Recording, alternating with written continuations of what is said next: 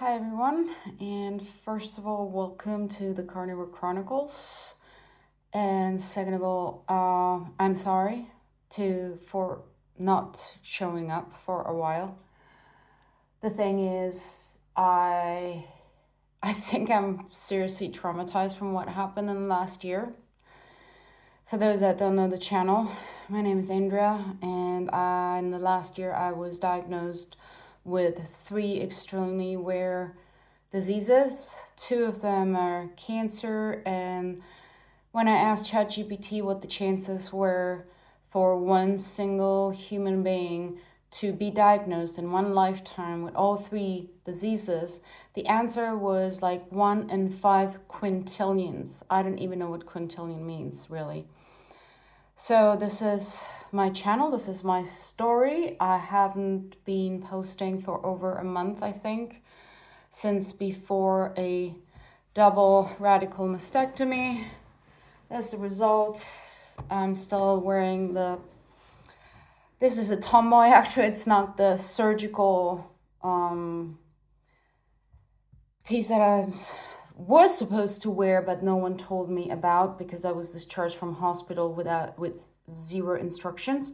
Literally let me go with a paper saying, I'll see you in 3 weeks and wash the incision with ozone soap. That's it. I wasn't told what to expect. I wasn't told what to do. I wasn't told I could get cording, which I did get cording because they removed 6 lymph nodes, despite the surgeon told me she would not remove anything unless they looked bad. Then she would send some for intraoperatory biopsy. She didn't do that. She sent away 6 out on an outside lab. I got the results. They're all clear. So I had a double radical mastectomy because I had an extremely rare and aggressive breast carcinoma, squamous cell breast carcinoma. Using the carnivore diet and Seyfried's protocol, the Professor Seyfried's protocol, which is a metabolic approach to cancer, meaning cancer is seen as I'm sorry, it's really hard for me to do this. I don't want to talk about it. I don't want to face anything that happened because the last year has been extremely traumatic for me. And I kept going because I wanted to survive. And now I think I get the backlash of that every time I talk about this. It's hard.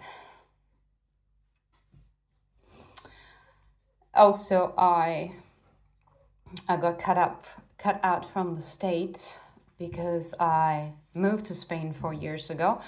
I have worked and paid taxes since I moved here, but then of course I got really sick. I had to be sent home from work and be in disability, and I ran out of any help because you can get help from the country only if you pay taxes for 15 years, which I obviously have not. I didn't, mean to get severe diseases, and that happened. So we're now living off of my wife's Social Security, which is really not that much.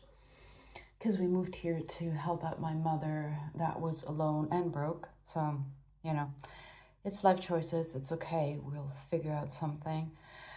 But anyhow, Seyfried's protocol is a metabolic approach to mitochondrial health. They have discovered in 20 years of research that if you put cancerous mitochondria in a healthy cell, it will develop cancer. If you put a cancerous nucleus on a healthy cell, it will not develop cancer. So they approach cancer as a mitochondrial disease, which is what I did. I went on their protocol.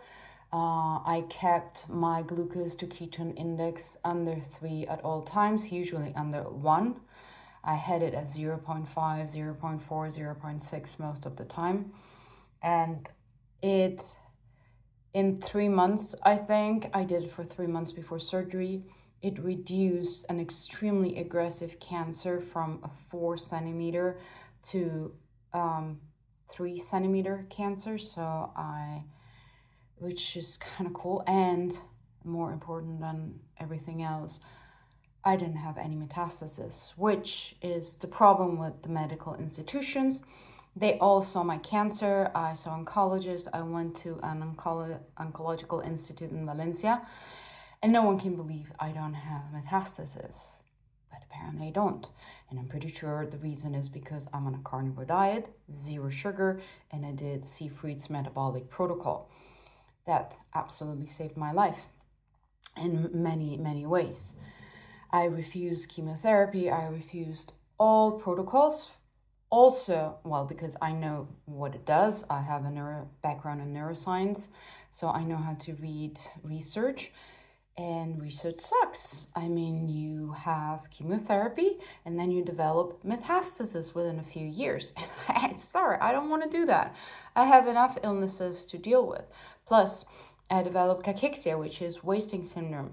After surgery, I weighed 44 kilos, which is, I think, 93 pounds.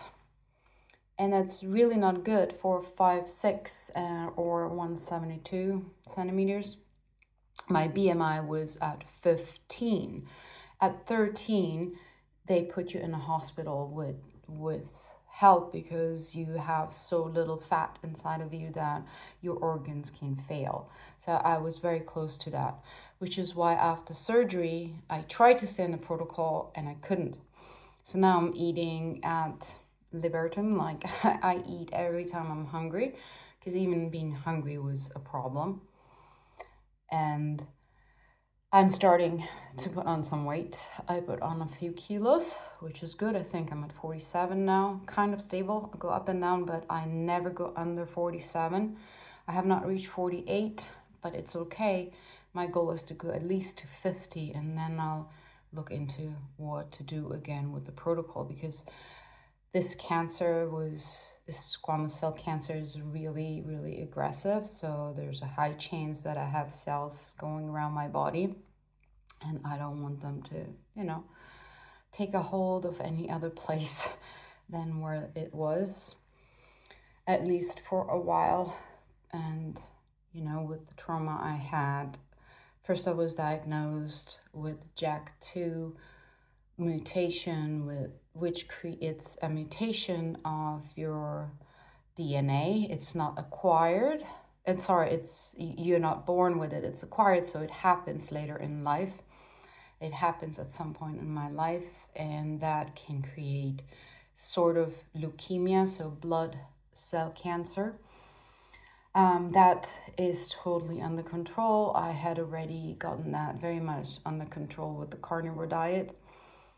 I was diagnosed in January, February of 2024, so this year, with an extremely rare kidney disease that is either autoimmune or also DNA-based with mutations.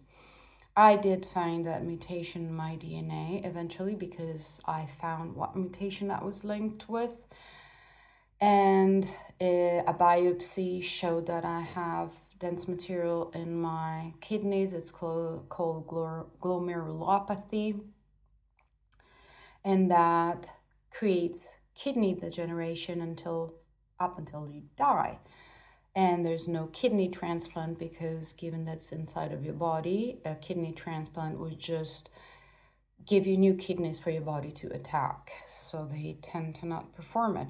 But the good news is that when I went to the ER right before surgery, because I had shingles that came out all on my neck, and I didn't know that was shingles. Usually I get it on my back. I had it like 8 to 10 times before surgery and after my biopsy, so in between that period. So I was used to know how it feels like in my back and on my arm actually too, but never had it on my neck. So I went to the ER because I was scared I couldn't have surgery again. Yet they ran a panel, the base panel, and my creatinine is almost normal.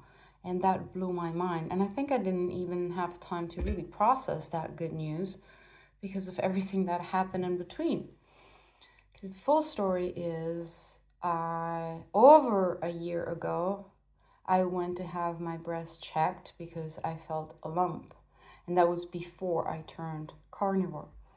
That lump day, I had a mammography and a sonography, and they said there's nothing there. Although it was a Brady's 2, which says low chance of cancer, but we do see something. Doctors denied me an MRI with contrast or a biopsy, and that was already the cancer that I had. It grew very slow considering the type of cancer it was, because that cancer grows extremely fast in people that eat sugar, probably, that have a normal standard diet. At that time, I changed my diet and I went on a very strict carnivore diet. And after my biopsy and kidney diagnosis, I went on a very strict lion diet and fasting in between. So I think that really, really, really saved my life. But when I went back, and in between all that, my mother died. She lived with me and my wife, and then she went on a downslope and died, like literally in between my cancer diagnosis. So that's also why after the kidney biopsy, that caused a big internal bleeding, which put me on the couch for almost a month. Wow, so much happened. No wonder I'm quite not okay right now. Yeah. My mother started going on a downslope with dementia, with her arthritis. She couldn't move. She needed a lot of help, needed a lot of support. Didn't accept external help. Got really angry. Her dementia became a very angry dementia, so constant fights and stuff. And when you're very sick, that can take a toll as well. She died a few weeks after my official cancer diagnosis, after my biopsy, or in between. I don't know. It was all a big whole mess. And my niece was here, and she was very, very attached to my mother, which is her grandma, obviously. And that too was really hard to deal with, because I didn't want her to suffer that much for that, because it's really bad. It's really hard to watch someone die, and she did not really have a nice and peaceful passing. It was days of battle, even when she was already unconscious. But of course, people that stay here, they're not unconscious, and they see all of it. I had promised her I would not put her in the hospital. She watched her other daughter, my sister, die of a not too nice death, so she didn't want to go through that, and I totally understand that. And I told her I would not allow her to go through that. So that was a lot. And then I was supposed to have surgery. I had a surgery date, and insurance would not approve it, although in my plan they have to, because that's included. But that was a mess. They sent me to another hospital. I went to the other hospital, and then they didn't approve it there. Then I went to the oncological center in Valencia. They took me there. They wanted to take it out, have surgery there, but then as I was programming that surgery, so that's already 2-3 months in after the diagnosis of a cancer they all wanted to take out immediately. Then someone in the second hospital, some medical director or something, found out that I was denied surgery for very unlawful reasons. And she just said, we go ahead and have surgery. I don't care. They're going to pay. It's in your plan. They will pay. And that is how I finally ended up having surgery. But because I refused all the usual treatment, I think, and my wife thinks too, I was dismissed like someone of zero importance by the hospital after that. As I said, no one came in to check on me after surgery, like zero. I did not see my surgeon ever again after I fell asleep on the table, pretty much. And some other doctor assistant came in once to check my scars, so it looks good, left, and that was it. I was dismissed with a piece of paper. So I literally took off my stitches on my own, because someone said, oh, they'll disappear, don't worry, but they were nylon stitches, you know, like the fishing, the things they use for fish, and just nylon. It didn't go away, so I started taking them out, and sure enough, I started healing after taking those out. I'm pretty sure the internal stitches are the ones that disappear, but the external stitches were not. I still have this much of a stitch coming out from here. It goes all the way, you know, because I'm slowly pulling it out, because I think the knot was here and I had to pull it out, and I'm still working at it. Why don't I go to a doctor? Because I'm terrified. I don't want to see them again. I can't do it now. And I can't have them poke into my skin. I'd rather poke into it myself. So these are the updates. I'm not sure I can speak any more minutes, so sorry for that. There's probably going to be no more editing, because I don't have the money right now to pay for the editing software. And that's it. Thank you very much for everyone that supported me. I'll be back. I'll talk to you again. I'll give you details about my protocols, because I think it's very important. Thank you very much. Have a good day.